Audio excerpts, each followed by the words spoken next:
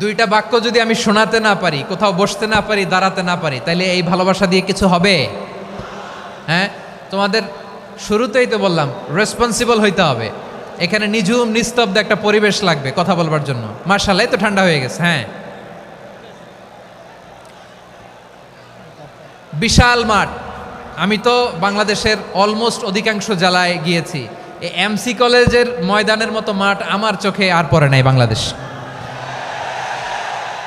এত বড় ময়দান, এই পুরো ময়দানে লাইটিং করে ওনারা ব্যবস্থাপনা করেছেন, এলইডি স্ক্রিন দিয়েছেন যাতে করে দূর দূরান্ত থেকে দেখা যায়। এখন আমাকে সবাই যদি কাছে থেকে দেখতে চাও, কাছে থেকে দেখে দেখে লক্ষ লক্ষ মানুষ, 5 লাখ 10 লাখ লোক কি কাছে বসে দেখতে পারবে?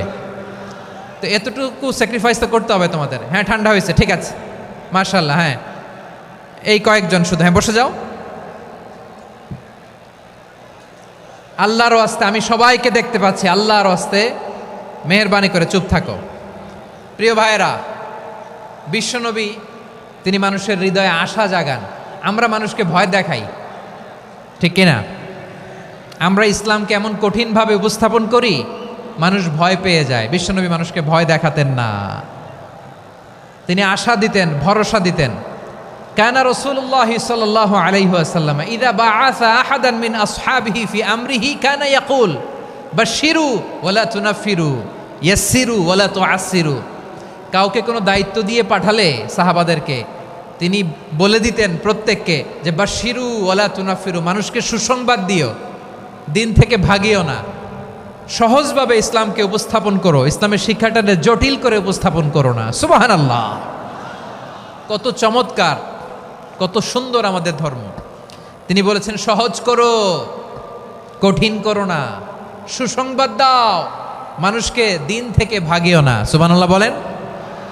তাহলে বিশ্বনবী মানুষকে জান্নাতের সুসংবাদ দিয়েছেন। He was the bearer of glad tidings, জান্নাতের সুসংবাদদাতা। তিনি এমনভাবে জান্নাতের নাজ নেয়ামতের চিত্রায়িত করেছেন, উপস্থাপন করেছেন, সাহাবাদেরকে তিনি জান্নাতের পাগল বানিয়ে ছেড়েছেন। পড়েন সুবহানাল্লাহ। আমরা তো টাকার পাগল, ক্ষমতার পাগল, দাপটের পাগল। বিশ্বনবীর সাহাবারা ছিলেন আল্লাহর জান্নাতের পাগল। কিসের পাগল? আমরাও আল্লাহর জান্নাতের পাগল হতে চাই কি চাই না? সবাই বলুন, জান্নাতের পাগল হতে চাই কি চাই না? বিশ্বনবী সাহাবাদেরকে জান্নাতের পাগল বানিয়েছেন। বদরের ময়দানে এই পাশে কোরাইশ, এই পাশে মুসলমানেরা। বিশ্বনবী জালামাই ভাষণ দিলেন, বললেন কুমু ইলা জান্নাতিন আরদুহাস সামাওয়াতি ওয়াল আরদ উইদ্দাত লিল মুত্তাকিন। ও আমার সাহাবারা, ওই জান্নাতের দিকে ছোট, যেই জান্নাত আকাশ জমিন বিস্তৃত। তোমরা দেখতে পাচ্ছ এটা বদরের ময়দান না, এটা আল্লাহর জান্নাত। আওয়াজ করে পড়েন আল্লাহু আকবার। বিশ্বনবী বললেন ছোট ওই জান্নাতের দিকে, যে জান্নাতের বিস্তৃতি আকাশ জমিন বিস্তৃত। বিশ্বনবীর এই কথা শোনার পরে এক আনসারী সাহাবী সাইয়েদনা উমাইর ইবনুল হুমাম রাদিয়াল্লাহু তাআলা আনহু খেজুর খাচ্ছিলেন। তিনি বিশ্বনবীর দিকে তাকিয়ে কথা শুনছেন আর খেজুর খাচ্ছেন। যখন বিশ্বনবী বললেন জান্নাতের দিকে ছোট, যে জান্নাত আকাশ জমিন বিস্তৃত, বিশ্বনবীর কথা শোনা মাত্র সাইয়েদনা উমাইর ইবনুল হুমাম বললেন বাহ বাহ। কি বললেন? বাহ বাহ, মানে চমৎকার, মাশাআল্লাহ চমৎকার। আমরা ইদানিংকালে চমৎকার কিছু দেখলে ইংরেজিতে বলে ফেলি না ওয়াও ওয়াও, বাহ বাহ, মাশাআল্লাহ। বিশ্বনবী বললেন মা ইয়াহমিলুকা আলা কওলিকা বাহ বাহ ইয়া উমাইর। ও উমাইর, আমার এই কথা শুনে তুমি কেন বললা বাহ বাহ, চমৎকার চমৎকার কেন বললা?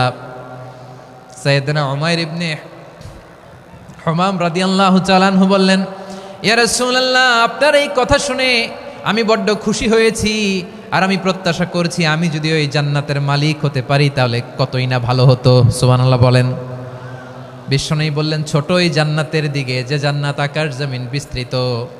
আপনার এই চমৎকার মুখনিসৃত কথা শুনে আমার হৃদয়ের মধ্যে জান্নাতি হওয়ার বাসনা জেগে উঠলো, এজন্য বলেছি বাহ বাহ, আমি যদি ওই জান্নাতে যেতে পারতাম কতই না ভালো হতো।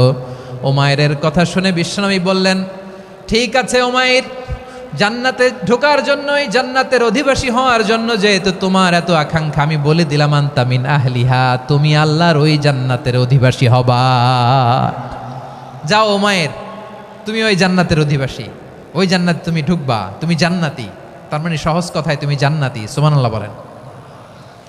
যখনই বিশ্বনবী বললেন জান্নাতি, সাইয়েদনা উমর রাদিয়াল্লাহু তাআলা আনহু খেজুর খাচ্ছিলেন আর মনে মনে ভাবে, বিশ্বনবী যখন ওয়ারেন্টি দিয়েছে, বিশ্বনবী যখন গ্যারান্টি দিয়েছে আমি জান্নাতে যাব, তাহলে হাতে তো এখনো 3টা খেজুর বাকি।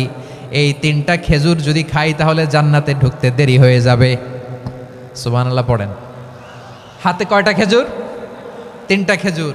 বিশ্বনবী বললেন উমাইর আনতা মিন আহলিহা, তুমি ওই জান্নাতের অধিবাসী, তুমি জান্নাতি।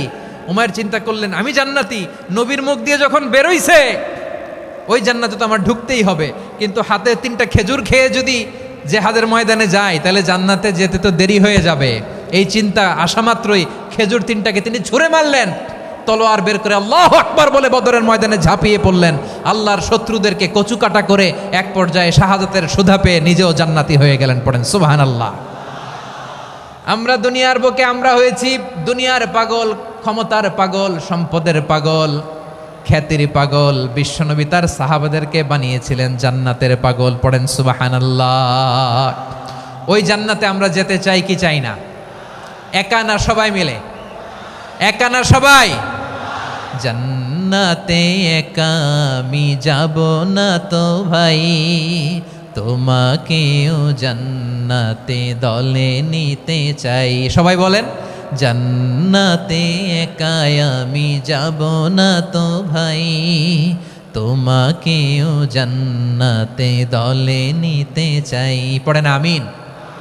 সিলেটের এই ঐতিহাসিক এমসি কলেজ ময়দানে আজ রাতে এই চমৎকার রজনীতে আমরা যেমনি একত্রিত হলাম, আল্লাহর জান্নাতুল ফেরদাউসের জন্য আমরা একত্রিত হতে পারি। আল্লাহ তুমি কবুল করো। সবাই আওয়াজ করে পড়েন আমিন। তাহলে চিন্তা করেন কিভাবে বিশ্বনবী জান্নাতকে চিত্রায়িত করেছেন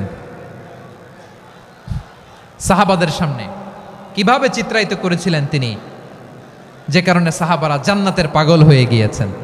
আমরা যদি দেখি the way the prophet Muhammad portrait জান্নাত, কিভাবে তিনি পোর্ট্রে করেছেন জান্নাতের যে সৌন্দর্য, কিভাবে তিনি সাহাবাদের সামনে তুলে ধরেছেন। বিশ্বনবী আল্লাহর কোরআন থেকে আমাদেরকে জানান আল্লাহর জান্নাতের সুসংবাদ দানকারী করে যে আল্লাহ আমাকে পাঠালেন। তোমরা কি জানো আল্লাহর জান্নাত কত সুন্দর? কোরআন থেকে বিশ্বনবী আমাদেরকে জানান ফালা তা'লামু নাফসুম মা উখফিয়া লাহুম মিন কুররাতি আ'য়ুন জাযাআম বিমা কানু ইয়া'মালুন। মানুষের কর্মের প্রতিফল হিসেবে কত চমৎকার জান্নাত রব্বুল আলামিন নাজ নেয়ামত দিয়ে পরিপূর্ণ করে আমাদের জন্য প্রস্তুত করে রেখেছেন। পৃথিবীর কোনো মানুষ সেটা জানে না। পড়েন সুবহানাল্লাহ। এটা যে কত সুন্দর, আমাদের আমলের প্রতিদান হিসেবে কত চমৎকার, fantastic, eye catching, fabulous paradise তিনি আমাদের জন্য রেডি করে রেখেছেন। এটা কেউ জানেই না, কল্পনাতেও আনতে পারে না। সুবহানাল্লাহ পড়েন। আবার হাদিসে কুদসিতে বিশ্বনবী ফরমান, রব্বুল আলামিন বলেন আ'দাতু লিইবাদিয়াস সালিহিনা মা লা আইনুন রাআত ওয়ালা উযুনুন সামিআত ওয়ালা খাতারা আলা কলবি বাশার। আল্লাহ বলেন আমার নেককার বান্দাদের জন্য এমন চমৎকার জান্নাত আমি রেডি করে রেখেছি, মা লা আইনুন রাআত, কোন চোখ সে জান্নাতকে দেখে নাই, ওয়ালা উযুনুন সামিআত, কোন কর্ণকুহর সেই জান্নাতের আওয়াজ শোনে নাই, ওয়ালা খাতারা আলা কলবি বাশার, মানুষ কল্পনাতেও জান্নাতের ছবি আঁকতে পারে না। সুবহানাল্লাহ, কল্পনাতেও ছবি আঁকতে পারে না।